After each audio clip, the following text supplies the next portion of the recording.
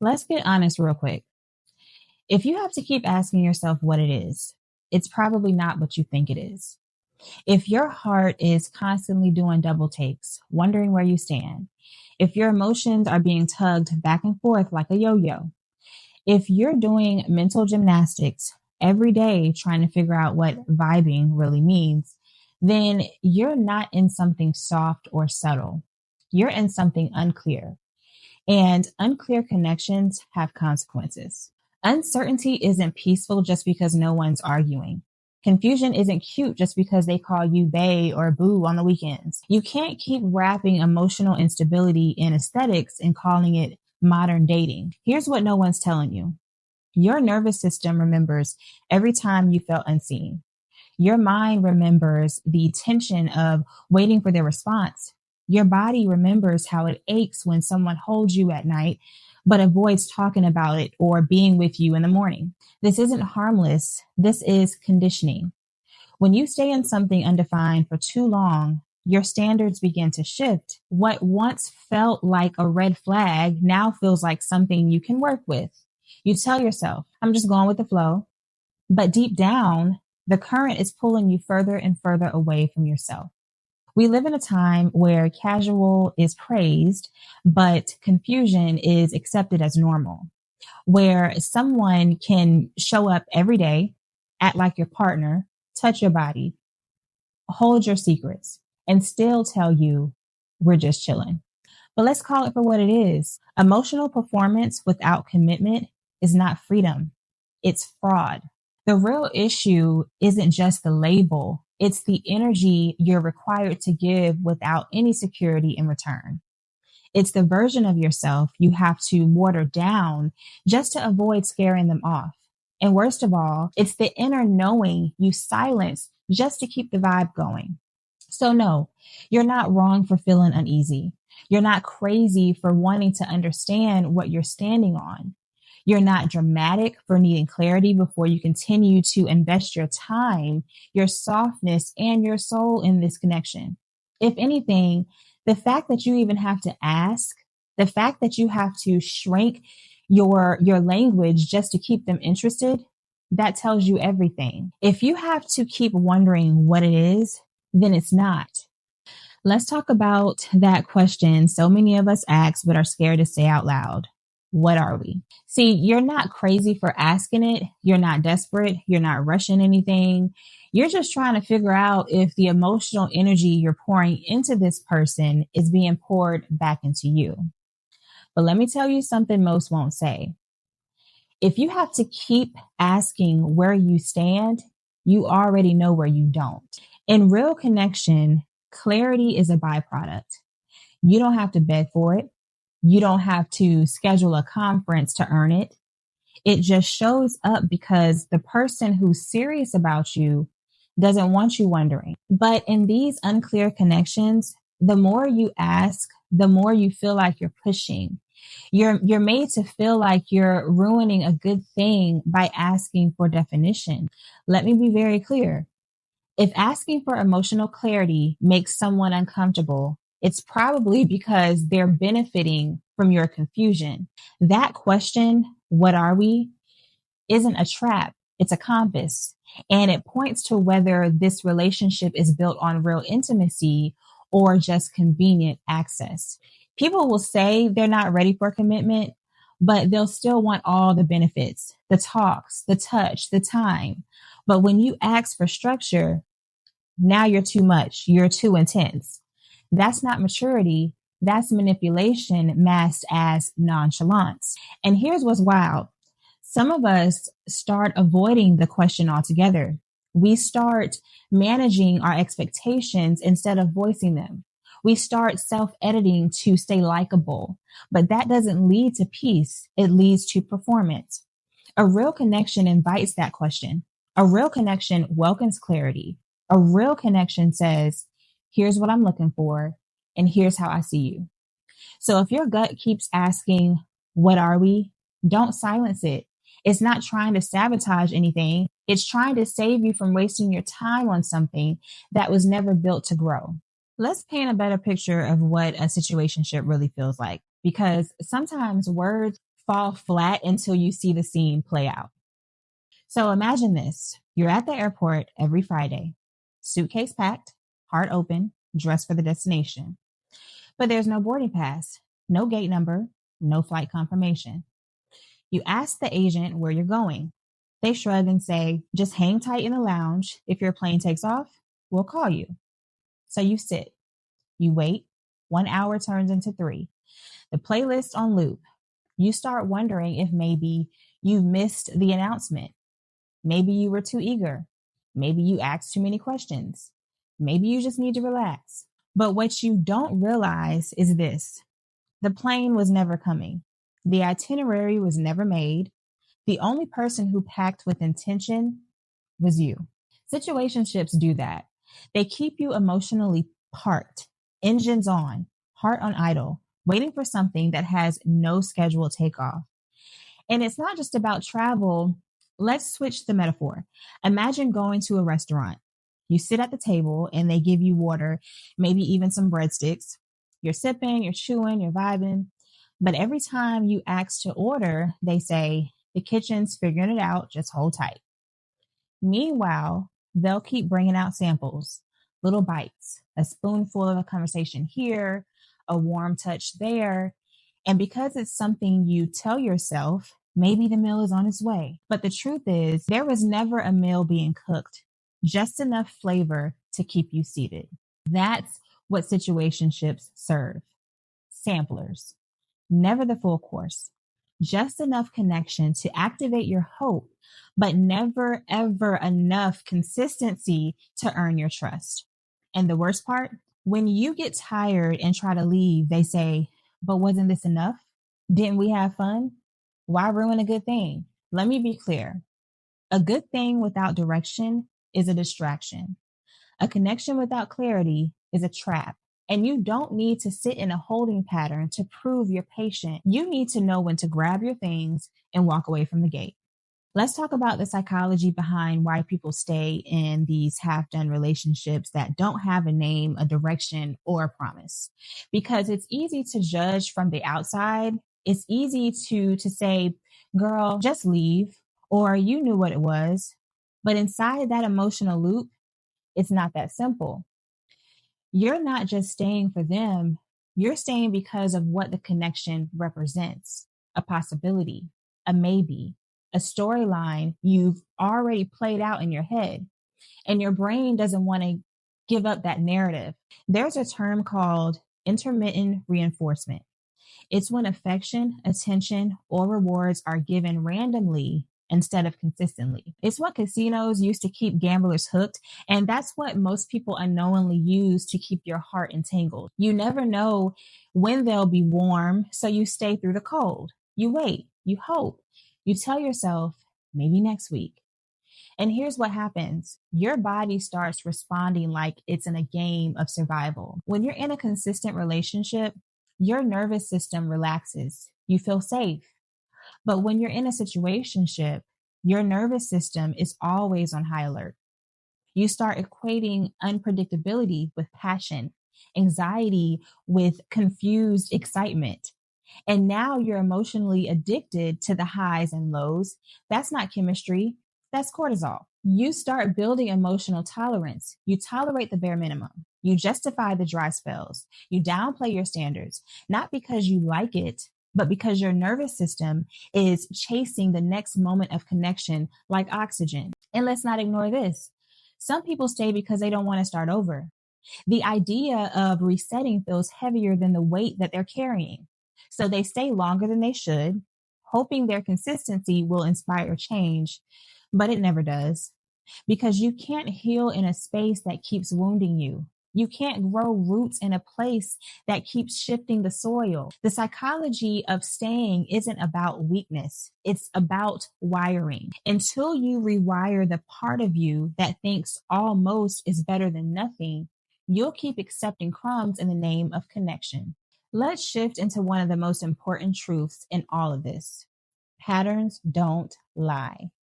Words are easy. Anybody can say they care.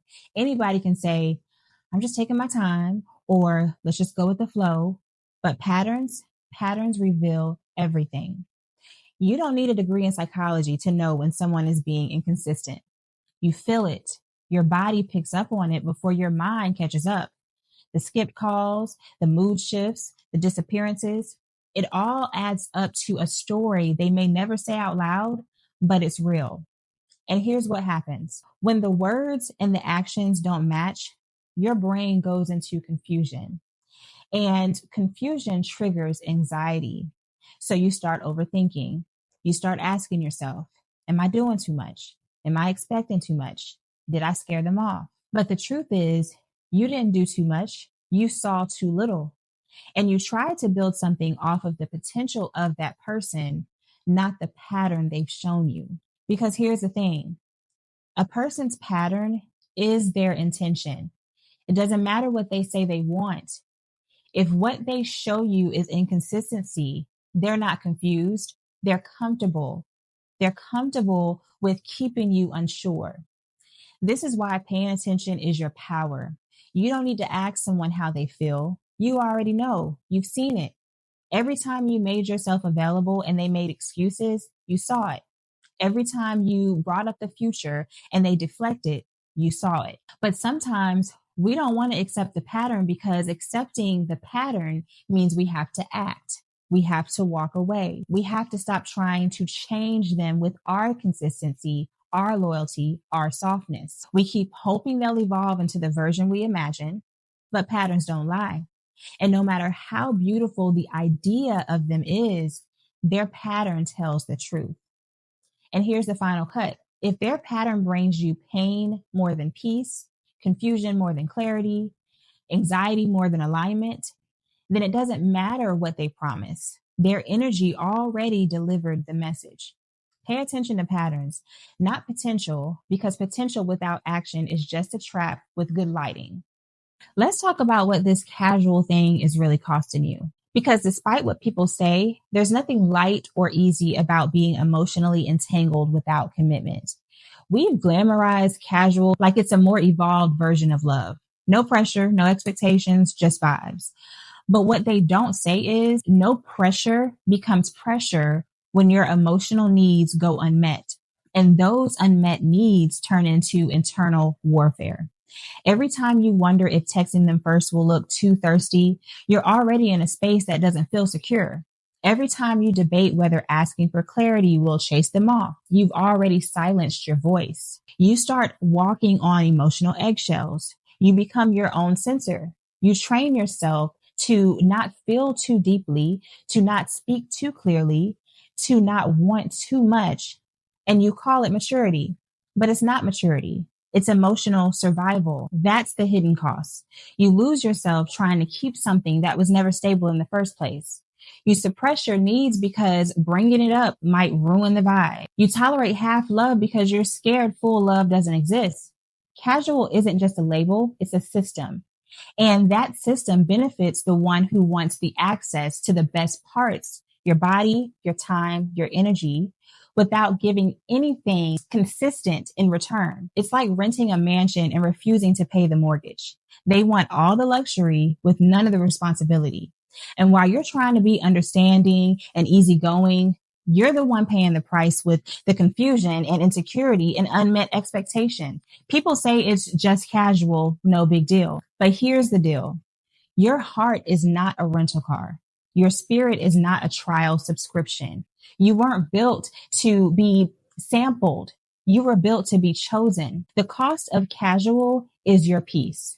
It's the emotional labor you carry alone, the second guessing, the waiting, the wondering, the constant recalibrating of what's too much to ask for. And that cost adds up, not just in your current situation, but in the residue it leaves behind. You start bringing that doubt into new connections.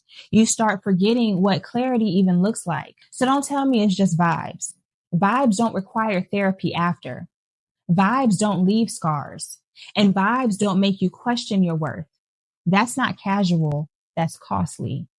There's a moment in every situationship where something quietly shifts. It's not loud. It's not dramatic. But if you're paying attention, you'll feel it. It's the moment you start abandoning yourself. You stop asking the questions you really want to ask. You start over explaining what should be obvious. You give more grace than you're comfortable giving, and you call it being understanding. But what you're really doing is shrinking. You start to question your own gut. You override your intuition. You hear yourself saying things like, it's not that serious, or maybe I'm just being too sensitive.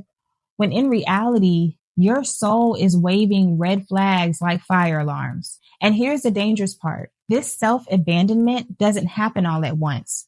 It happens slowly, subtly, one compromise at a time, one overlooked behavior at a time, until one day you realize you don't recognize yourself anymore. You used to have boundaries.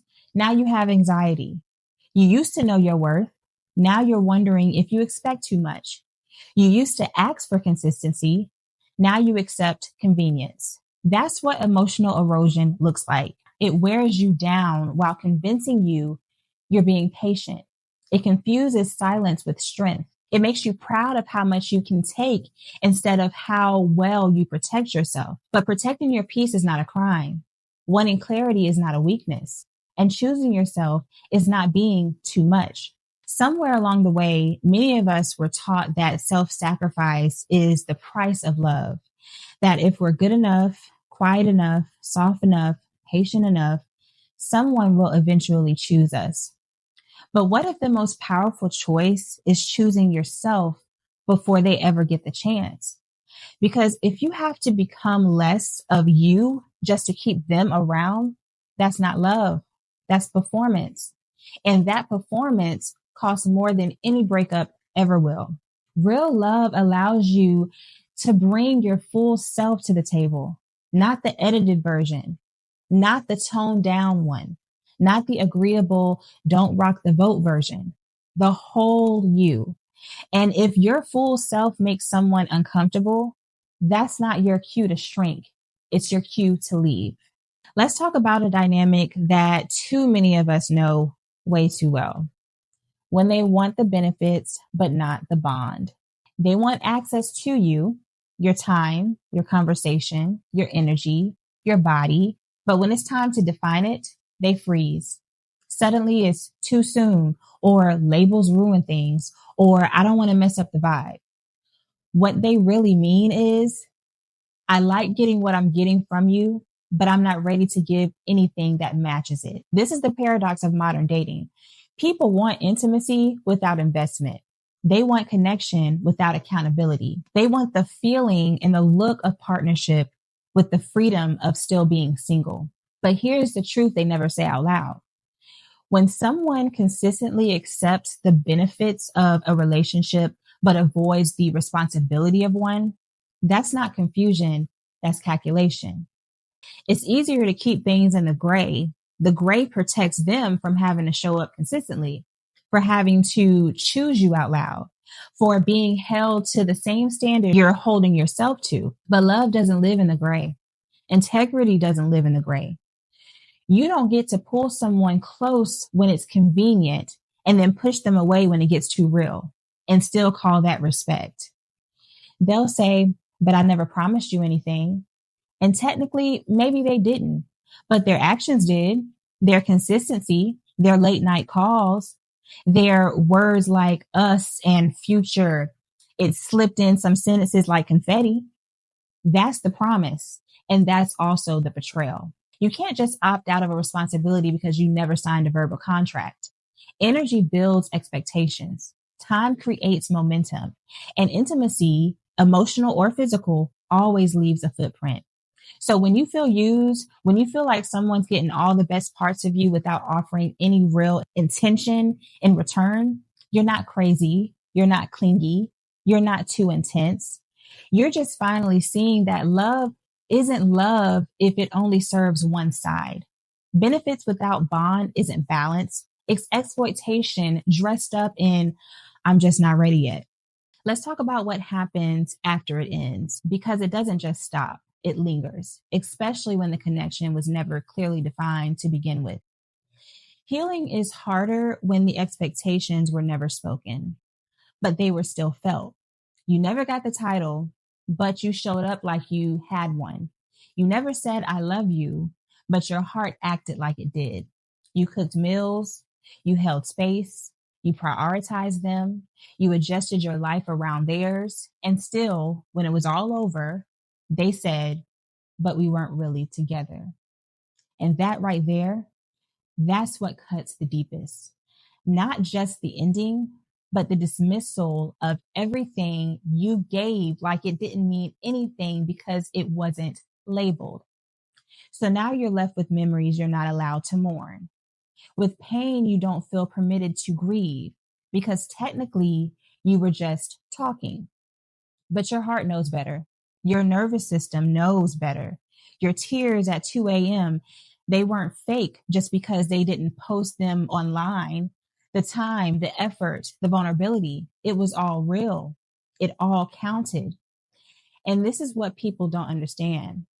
When there's no closure, no real beginning or end, healing becomes a maze. You question yourself constantly. Did I make this up? Was I too attached? Was it even real? It was real to you, and that's what matters. Healing after a situationship means you have to validate your own experience without the external confirmation that most relationships come with. That's why it's harder. You're not just moving on from a person, you're unpacking all the things you never got to say. You're processing the gaslighting, the gray areas, the self blame, and above all, the feeling of being emotionally disposable. But let me tell you this, you're not crazy for hurting. You're not weak for missing them. You're not overreacting just because there wasn't a label. Pain doesn't require paperwork, and healing is still your right, even if the relationship was undefined. Let's close this out with the truth so many of us resist. Closure isn't always a conversation. Sometimes it's a decision. We wait, we hold out, we rehearse what we would say if we had the chance. We fantasize about the perfect full circle moment, the honest apology, the final talk that makes all the pain make sense. But sometimes that conversation never comes. And even if it did, it wouldn't fix what's already been broken. Because closure isn't about getting them to see what they did. It's about you deciding that their inability to love you fully isn't your fault. It's about reclaiming your voice in a story that muted you. It's about telling yourself the truth, even if they never do. And it's about understanding that some people will walk away still not seeing your value. That doesn't mean you didn't have any. Closure is deciding not to chase clarity from someone who benefits from your confusion. It's choosing peace over proof, healing over history, growth over guessing. It's not a dramatic exit. It's not a final text. It's the quiet moment when you say, I'm done explaining why I deserve more. And you mean it. It's the moment that you no longer need their recognition to validate your experience. You no longer need their closure to feel whole. You no longer need their presence to feel chosen. Because when you finally choose yourself, not out of bitterness, not out of pride, but out of wisdom, you've seen enough, you felt enough, and now you're done accepting crumbs when you were built for overflow. This chapter didn't end with a punctuation, but that's okay. You're the author now, and you don't need a conversation to close a story that already taught you what it needed to teach.